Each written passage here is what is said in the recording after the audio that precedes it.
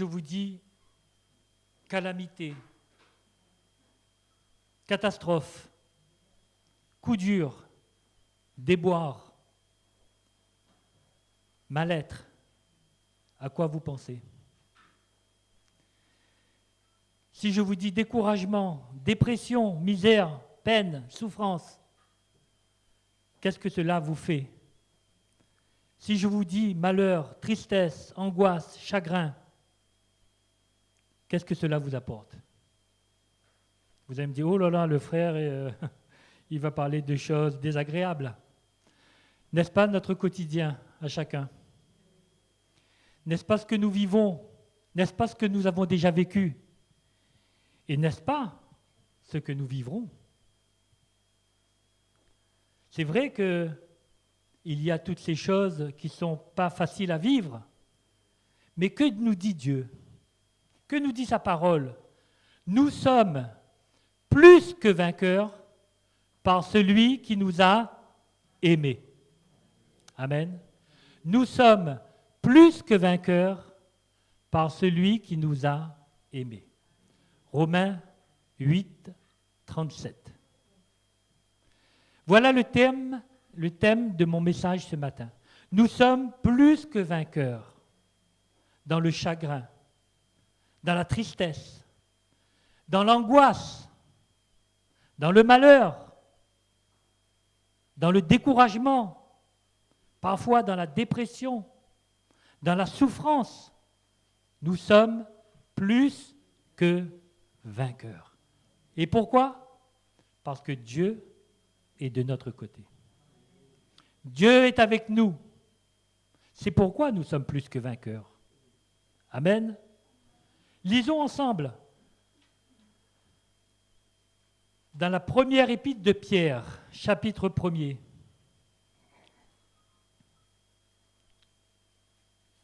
« 1 Pierre, chapitre 1er, et lisons à partir du verset 3. Nous lirons jusqu'au verset 9. Béni soit Dieu, amen, le Père de notre Seigneur Jésus-Christ, qui, selon sa grande miséricorde,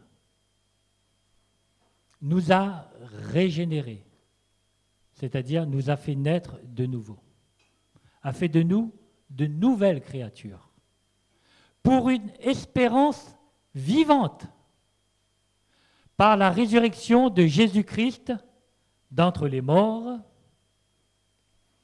pour un héritage qui ne se peut ni corrompre, ni souiller, ni flétrir, lequel vous est réservé dans les cieux, à vous qui, par la puissance de Dieu, êtes gardés par la foi pour le salut prêt à être révélé dans les derniers temps. C'est là ce qui fait votre joie. Quoique maintenant,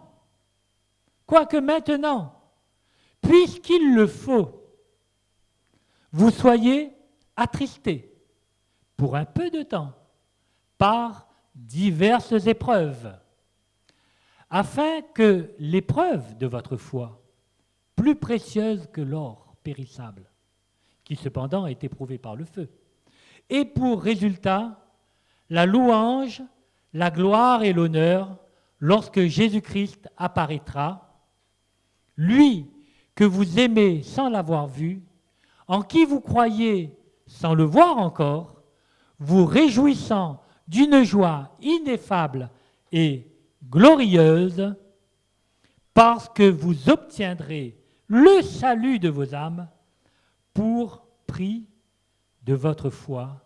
Amen. Amen. Vous réjouissant d'une joie ineffable. C'est la plus haute des joies. La joie ineffable. Vous obtiendrez le salut de vos âmes pour le prix de votre foi. Amen.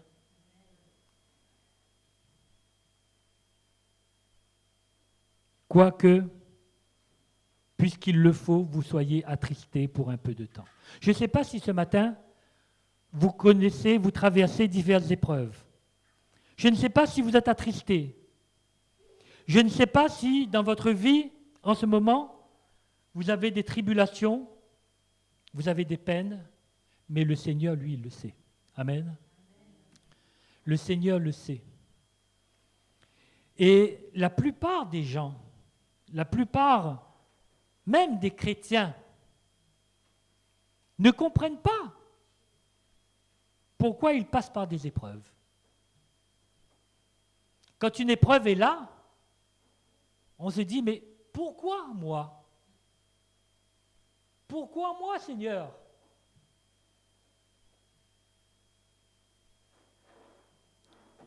Et dans notre vie, eh bien, nous avons connu des épreuves, n'est-ce pas? Qui n'a pas connu d'épreuves? Qui n'a pas connu dans sa vie les larmes, les pleurs, la tristesse, à cause d'une situation, à cause d'un deuil, à cause de quelque chose de difficile durant notre vie? Alors non seulement on ne comprend pas pourquoi nous avons ces épreuves, mais on ne sait pas comment il faut les aborder, ces épreuves.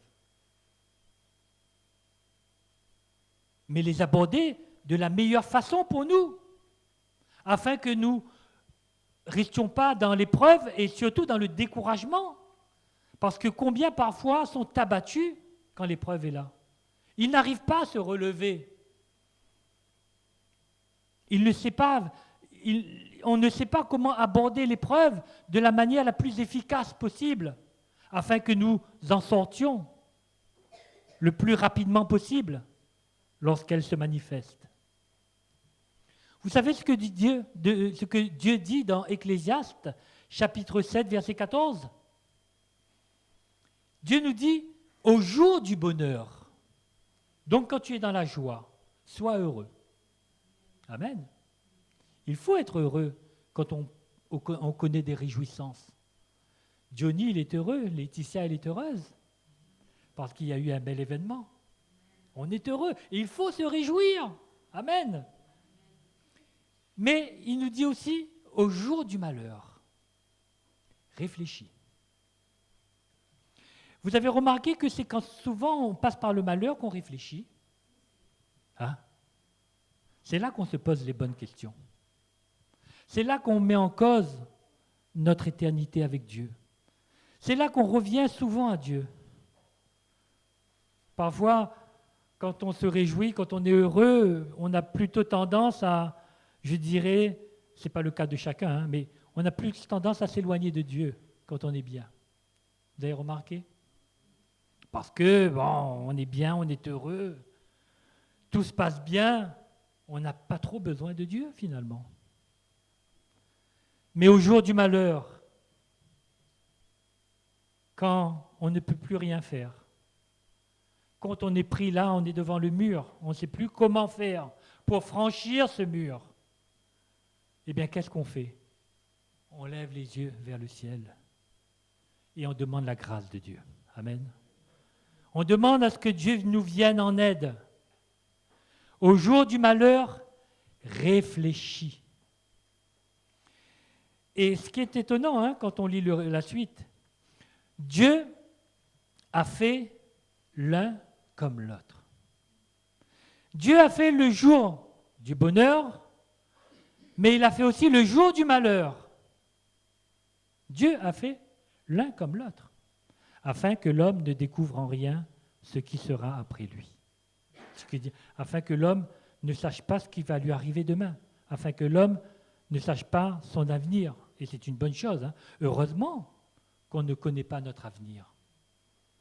Vous vous rendez compte si on savait par exemple que demain on va mourir? Je plaisante, mais voilà, c'est possible hein, que demain on meure. Hein. C'est possible. Demain ne nous appartient pas. Mais si on le savait, ce serait terrible, même si c'était dans 5 mois. Il vaut mieux qu'on ne le sache pas. Et Dieu est sage pour ne pas nous le révéler. Mais Dieu a fait l'un comme l'autre. Ce qui veut dire que Dieu permet que nous ayons des temps de bonheur. Mais Dieu permet aussi que nous ayons ces temps de tristesse. Parce que cela nous permet, je pense, si on le réfléchit avec notre intelligence d'homme, cela nous permet de rester près de Dieu. Toujours à côté de Dieu. L'homme est ainsi fait que dès qu'il se sent fort, dès qu'il se sent bien, il aura toujours tendance à prendre son indépendance, à ne plus compter sur la grâce de Dieu. Et ça, Dieu ne le veut pas. Parce que dès qu'on s'éloigne de lui, on va vers la mort. Tout de suite. Dès qu'on s'éloigne de Dieu, on s'éloigne de la vie. Puisque Jésus a dit, je suis la résurrection et la vie. Jésus qui l'a dit. Donc si on s'éloigne de Jésus, on s'éloigne de la vie. Et si on s'éloigne de la vie, on s'approche de la mort. Qu'est-ce que nous dit Dieu aussi dans nos tentations, dans nos épreuves? 1 Corinthiens 10, verset 13. Aucune épreuve, aucune tentation, parce que ça se rejoint un petit peu les deux. Aucune tentation ne vous est survenue qui n'ait été humaine. Et Dieu, qui est fidèle, ne permettra pas que vous soyez tentés au-delà de vos forces. Et avec la tentation, il préparera aussi le moyen d'en sortir afin que vous puissiez la supporter.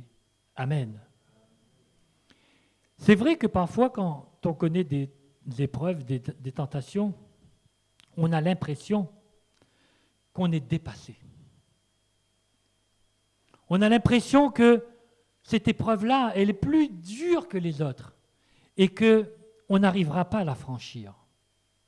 Et pourtant, le Seigneur nous dit que lui qui est fidèle, il ne permettra pas que nous soyons tentés au-delà de nos forces. Parce qu'il nous connaît. Il connaît nos limites. Il sait jusqu'à où on peut aller.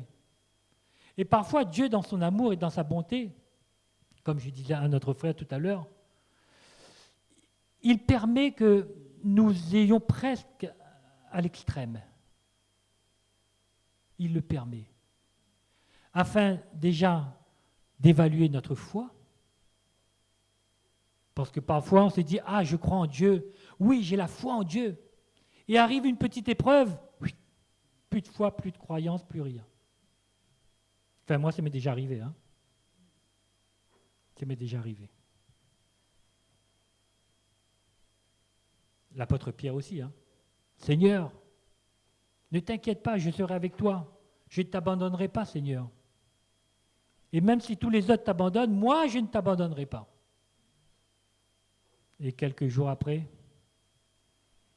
il était le premier à renier Jésus. Et sans le forcer. Dès qu'une petite servante lui a dit, mais toi aussi tu étais avec le Seigneur. Ah, jamais, jamais, Seigneur. Moi, jamais, madame, je n'étais avec Jésus. Je ne le connais pas. Je ne le connais pas, cet homme. En 3 fois, il a renié Jésus. Mais après, il a eu des larmes amères.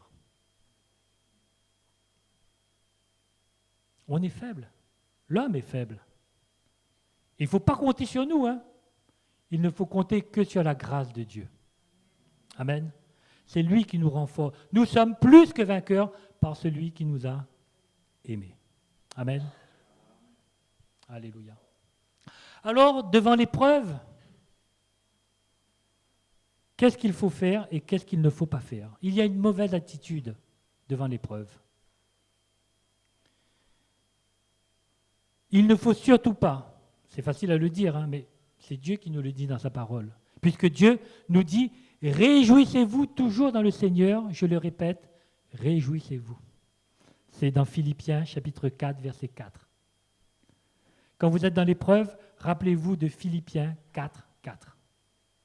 Réjouissez-vous toujours dans le Seigneur. Pas réjouissez-vous comme ça, comme un fou, comme une folle, non. Dans le Seigneur. Quand nous avons le Seigneur, nous pouvons nous réjouir, même dans l'épreuve. Amen.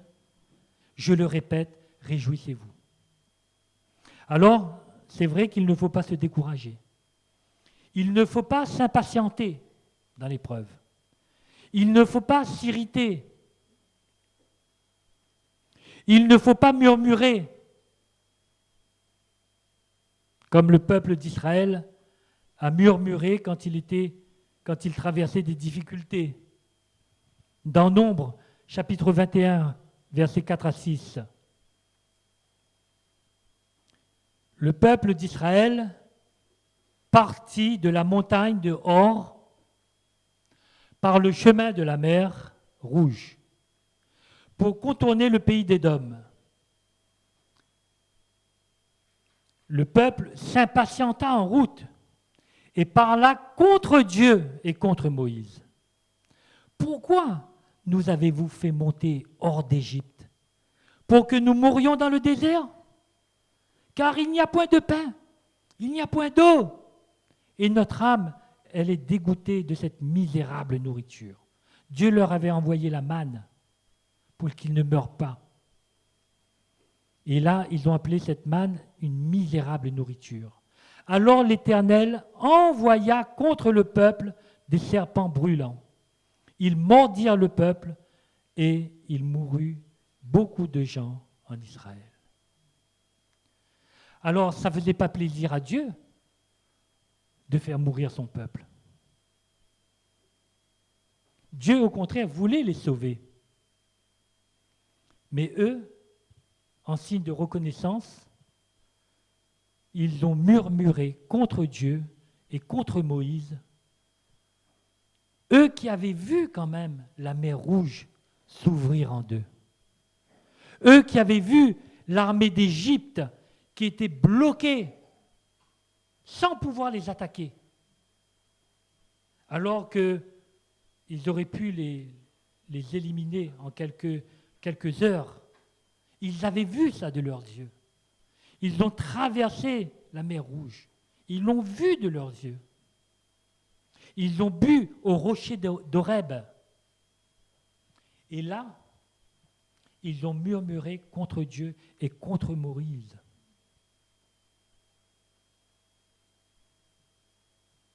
À leur place, on aurait peut-être fait la même chose. Hein.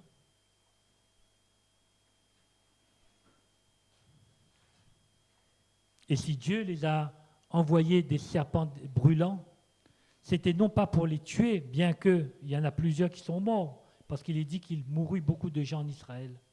Mais c'était surtout pour leur montrer qu'il ne faut pas se moquer de Dieu, qu'il ne faut pas rejeter la grâce de Dieu.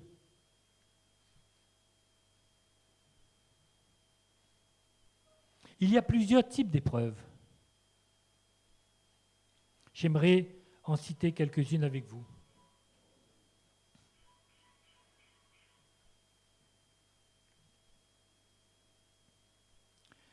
Il y a d'abord cette épreuve qui survient comme par accident. Vous avez déjà connu ce genre d'épreuve-là, vous? Une épreuve qui arrive comme ça. On est bien, on fait son travail, on est en famille, et puis, oups, on entend une nouvelle, comme une calamité qui arrive dans la famille. Alors on se demande, est-ce que nous sommes plus pécheurs que les autres? Pourquoi ça nous est arrivé, cette épreuve-là? Cet accident qui nous blesse, qui nous atteint au plus profond de nous. Est-ce qu'on est plus coupable que les autres? Lisons dans Luc, chapitre 13. Il y a une histoire qui nous parle de ce type d'épreuve. Luc 13, et nous lirons à partir du verset 1er au verset 5.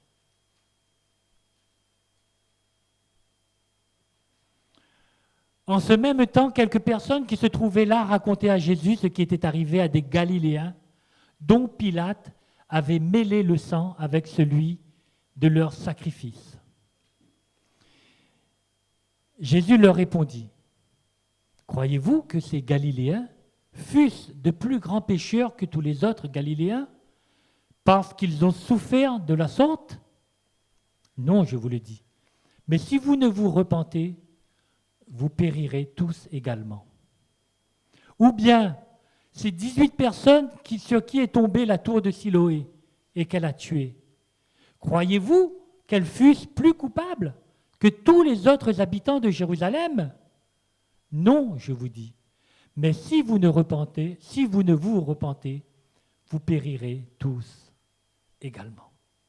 Vous voyez, ce sont des calamités qui sont abattues sur ces Galiléens, sur ces hommes qui n'ont rien demandé. La tour de Siloé est tombée sur eux, ils sont morts. Alors on peut se demander, mais pourquoi ces hommes sont morts? Jésus dit non, ce n'est pas parce qu'ils sont plus pécheurs que vous. Ce n'est pas parce qu'ils sont plus coupables que les autres. C'est arrivé, c'est tout. Mais ce que Jésus a voulu leur dire, c'est est-ce qu'ils étaient prêts avant de mourir? Est-ce qu'ils étaient prêts avant de mourir? Prêts à aller au paradis? Prêts à aller avec Jésus? Est-ce qu'ils étaient prêts? Parce que l'important, ce n'est pas de mourir, vu qu'on mourra tous un jour. On est d'accord? Tous nous mourrons un jour. Bon. Donc, le problème, c'est ne pas de mourir. Le problème, c'est de dire, est-ce qu'on est prêt avant de mourir? Ou est-ce que l'on n'est pas prêt? Parce que si on est prêt, pas de problème. On meurt, on est avec Jésus et on a la vie éternelle. C'est ça la plus belle des choses. Mais si on n'est pas prêt, on va où? C'est l'enfer qui nous attend. Parce qu'il n'y a pas de purgatoire, hein? Dans la Bible, il n'y en a pas, hein? Il n'y a pas d'intermédiaire entre les deux, hein? C'est soit être avec Jésus, soit être loin de Dieu. Et c'est ce que Jésus leur a dit. Mais si vous ne vous repentez, c'est-à-dire si vous ne revenez pas à moi, si vous ne donnez pas votre cœur au Seigneur, eh bien vous périrez tous, pareil. C'est une belle leçon, hein? Alors c'est vrai qu'il peut nous arriver eh bien, des épreuves, des accidents, des calamités qui peuvent nous tomber dessus comme cela. Mais le Seigneur nous demande d'être prêts. Le Seigneur nous demande d'avoir une vie, d'avoir un cœur préparé, d'avoir un cœur qui lui appartient. Et si notre cœur lui appartient, eh bien, quoi qu'il nous arrive, nous sommes prêts. Amen. Nous sommes prêts. Nous sommes prêts à aller à sa rencontre. Nous sommes prêts à aller avec lui. Alléluia. Nous devons être prudents, comme des serpents, et simples, comme les colombes, nous dit le Seigneur. Parce que Jésus a dit, voici, je vous envoie comme des brebis au milieu des loups.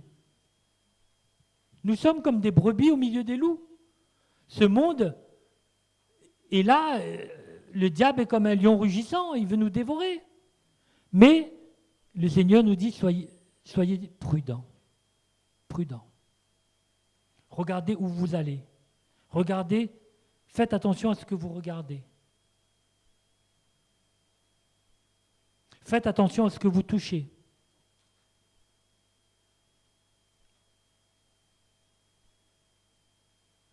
Dans Jacques chapitre 1er verset 5, il nous est dit, si quelqu'un manque de sagesse, qu'il la demande à Dieu, et il la lui donnera.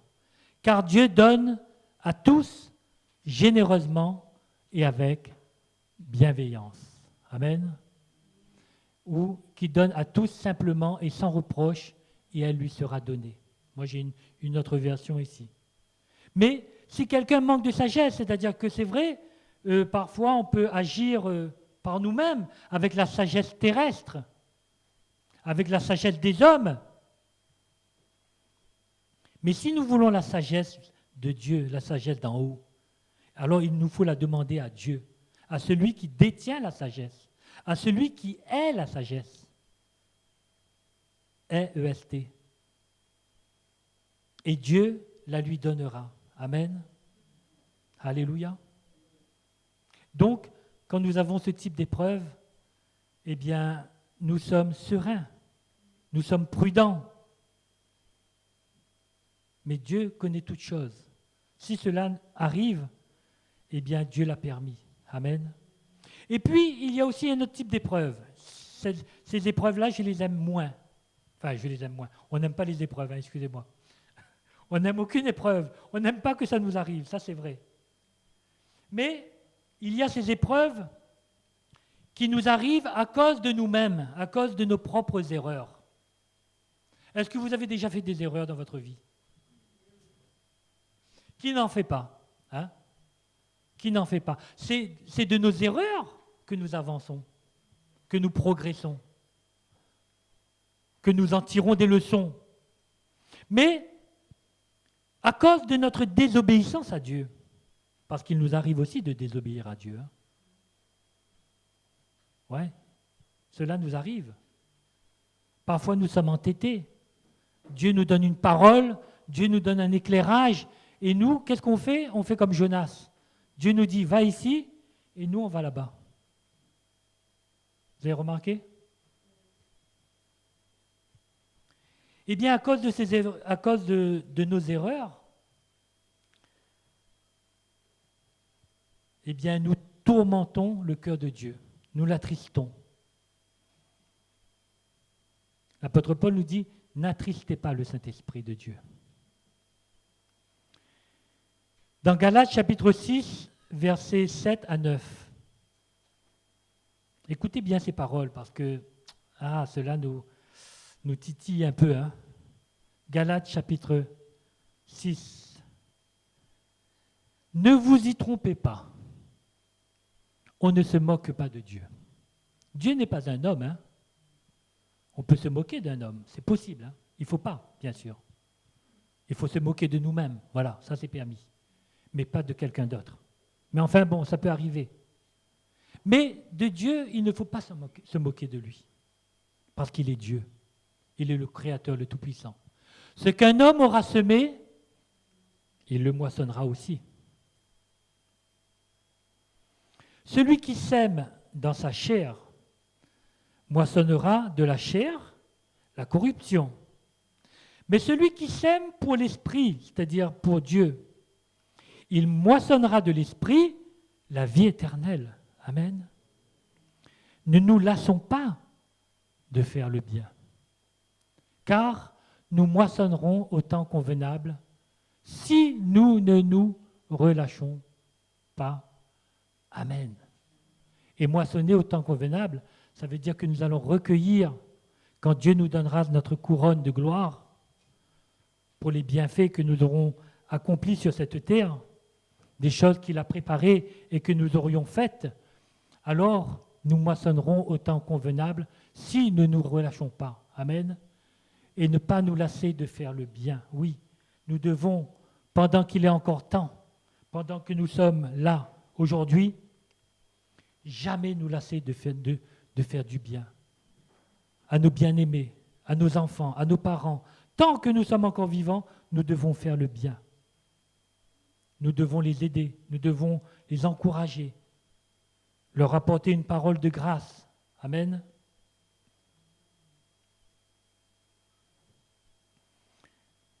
Dans Ésaïe chapitre 43, Dieu dit, c'est moi qui efface tes péchés, tes transgressions, pour l'amour de moi, et je ne me souviendrai plus de tes péchés. Ésaïe 43, verset 25. Mais avant de dire c'est moi qui efface tes transgressions pour l'amour de moi, et que je ne me souviendrai plus de tes péchés, il n'existe plus. Qu'est-ce que Dieu dit avant? Juste avant ce verset-là. Il est dit, tu m'as tourmenté par tes péchés. Tu m'as fatigué par tes iniquités. Vous voyez l'amour et l'humour de Dieu? Il a dit, c'est vrai, tu m'as fatigué par tes péchés. Tu m'as irrité, tu m'as tourmenté. Mais c'est moi. Et on reprend le verset suivant.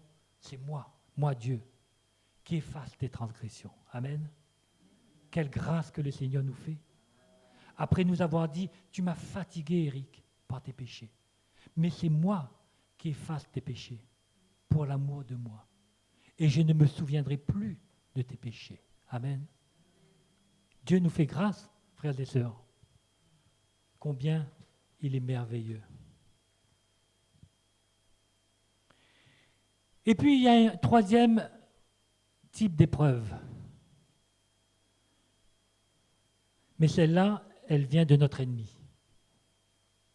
Elle vient de Satan, celui qui ne nous aime pas, celui qui veut nous détruire, celui qui veut détruire notre famille, celui qui nous hait.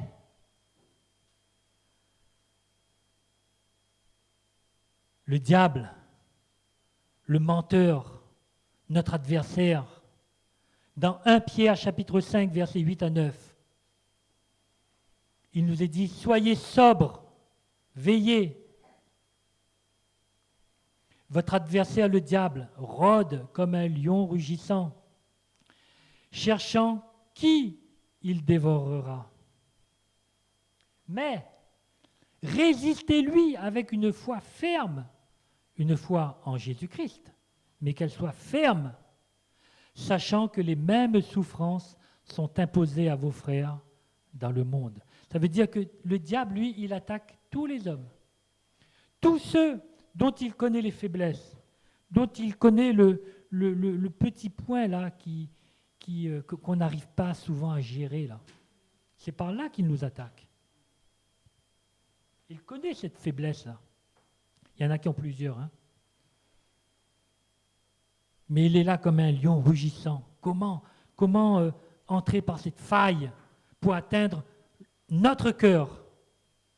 Il fait ça tous les jours. Mais Dieu nous dit, résistez-lui avec une foi ferme. Au nom de Jésus. Au nom de Jésus.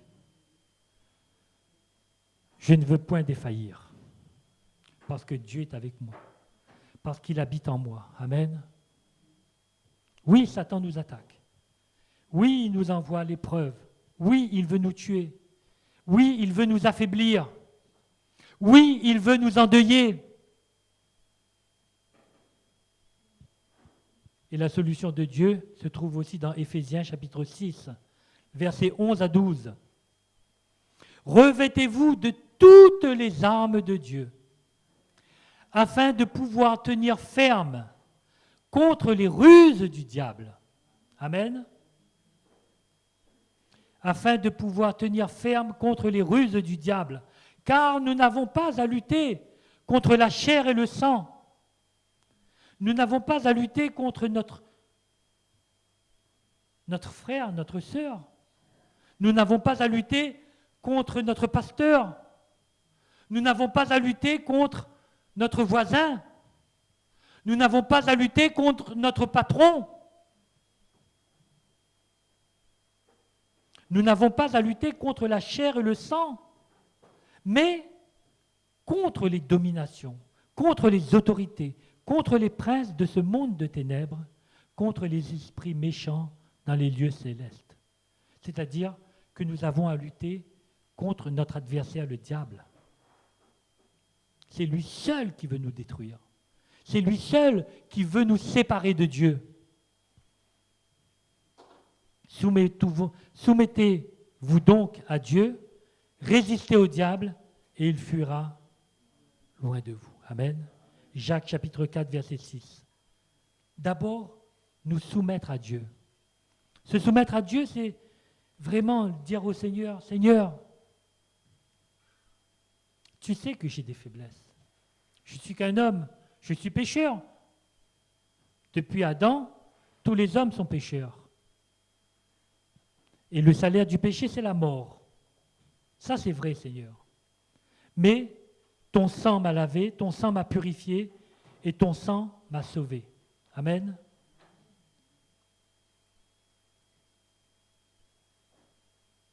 Se soumettre à Dieu, c'est dire, Seigneur, tu prends toute ma vie.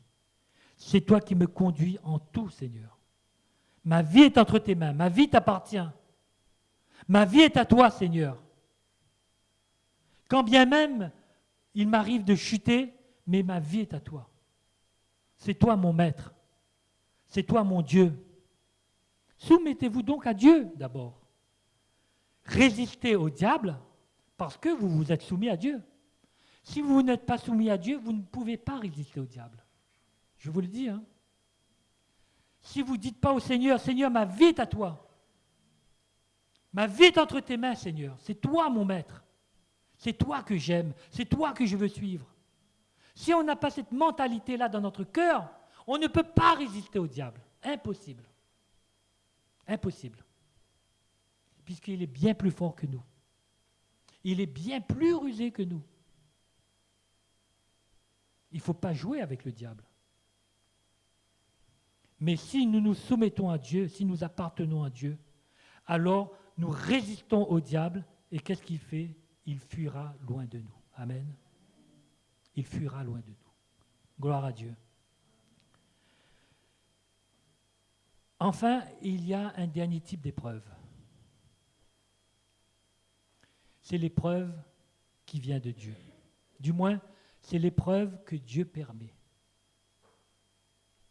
Dieu permet des épreuves. Amen.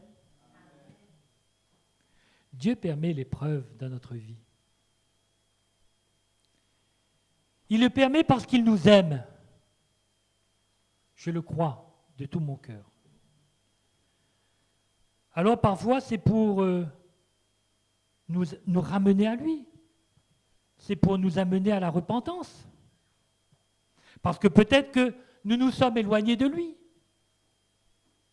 Et comme il voit qu'on est en train de se perdre, comme Dieu voit tout et qu'il voit qu'on est en train d'aller vers la mort, il ne veut pas ça. Il faut qu'il nous ramène à lui. Et quel est le moyen pour Dieu de nous ramener à lui?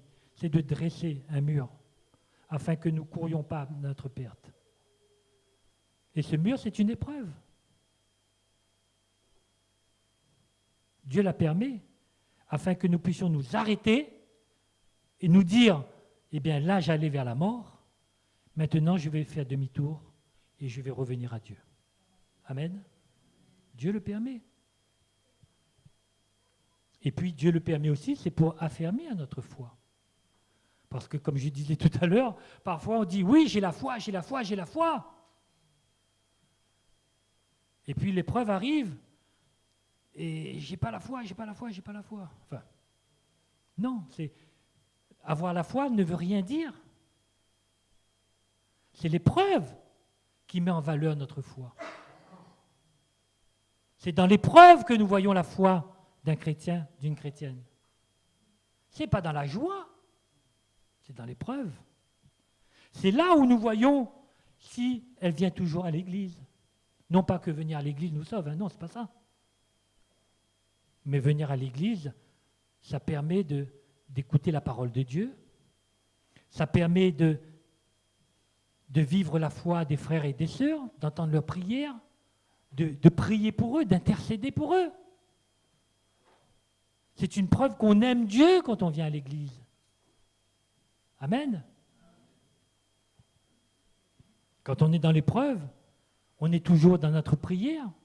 On prie toujours, tous les jours. On ne se décourage pas en disant « Ah ben, puisque le Seigneur ne m'aide pas, puisque je suis dans l'épreuve, eh bien je laisse tout tomber, j'abandonne tout, je retourne à ma vie de péché. » Ce n'est pas la bonne solution. Ça veut dire que finalement, on n'aime Dieu que pour ses bénédictions. On n'aime Dieu que pour ce qu'il va nous donner. Seigneur, tu donnes, tu donnes, tu donnes. Mais moi, qu'est-ce que je te donne? Est-ce que je t'ai donné mon cœur? Dieu, il attend notre cœur, c'est tout.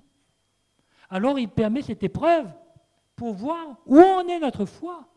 À quel degré qu'on se dit « Ah, j'ai une grande foi ». Le Seigneur dit « Ah, tu as une grande foi, c'est bien, bon et fidèle serviteur. Mais prouve-le-moi. Prouve que tu m'aimes. Est-ce que tu persévères quand tu traverses l'épreuve? Persévérer dans la souffrance. Parce que, comme on l'a lu tout à l'heure, Dieu nous connaît et il ne nous permettra pas que l'épreuve nous dépasse, que nous soyons dépassés par l'épreuve. Dans 1 Pierre chapitre 4, versets 12 à 16. Bien-aimés, ne soyez pas surpris comme d'une chose étrange qui vous arrive, de la fournaise qui est au milieu de vous pour vous éprouver. Il est parlé de fournaise ici. Ça veut dire que parfois c'est terrible. C'est comme dans une fournaise. Shadrach, Meshach et Abednego, les compagnons de Daniel, ils étaient dans la fournaise ardente que le roi Nebuchadnezzar avait chauffée 7 fois plus que d'habitude. Ils étaient dans la fournaise. Mais Jésus était avec eux. Amen. Donc il ne faut pas être surpris de cela. Mais réjouissez-vous au contraire de la part que vous avez aux souffrances de Christ, afin que vous soyez aussi dans la joie et dans l'allégresse lorsque sa gloire apparaîtra. Amen. Ce qui veut dire quoi? Ce qui veut dire que les souffrances d'ici-bas, c'est pour un temps. C'est pour un temps. Parfois, c'est un temps plus ou moins long, c'est vrai, certes. Ça peut durer quelques jours, quelques mois, quelques années. Parfois, il y a une souffrance et puis arrive une autre. C'est vrai. C'est vrai. Mais dans cette souffrance-là, on se réjouit parce qu'on sait que nous serons un jour dans la joie. Et ça, c'est la joie, c'est la félicité éternelle. Nous serons dans l'allégresse lorsque sa gloire apparaîtra. Amen. Et je peux vous dire, frères et sœurs, que la gloire de Dieu, elle va apparaître. Bientôt. Bientôt, très bientôt. Le retour du Seigneur est proche. Et toutes ces misères qu'on peut connaître, que le monde connaît, eh bien, ils vont cesser. Elles vont cesser, ces misères, ces tristesses, ces guerres,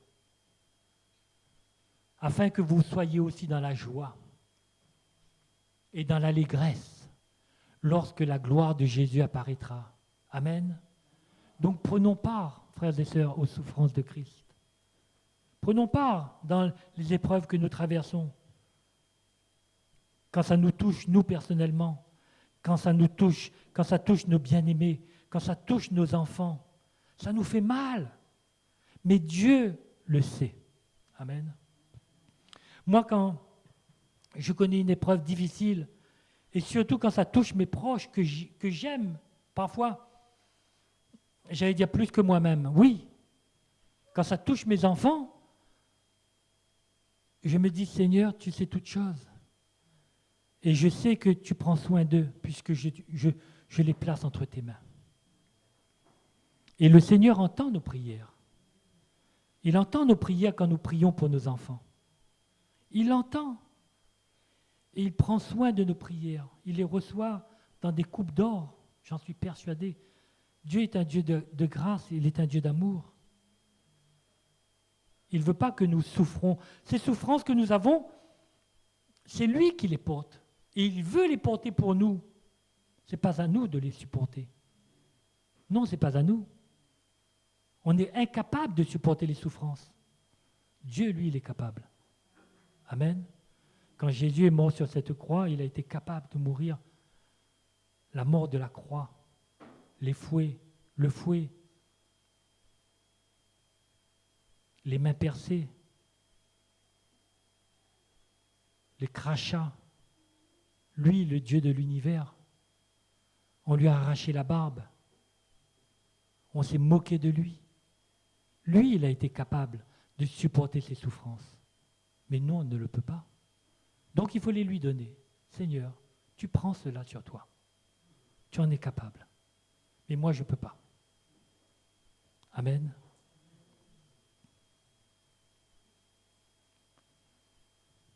Dans 1 Pierre chapitre 5, verset 10, je vous lis encore 2 versets, après je vais m'arrêter. Le Dieu de toute grâce qui vous a appelé en Jésus-Christ à sa gloire éternelle, après que vous aurez souffert un peu de temps. il vous perfectionnera lui-même. Il vous affermira. Il vous fortifiera. Et il vous rendra inébranlable. Amen. Voilà le but de Dieu.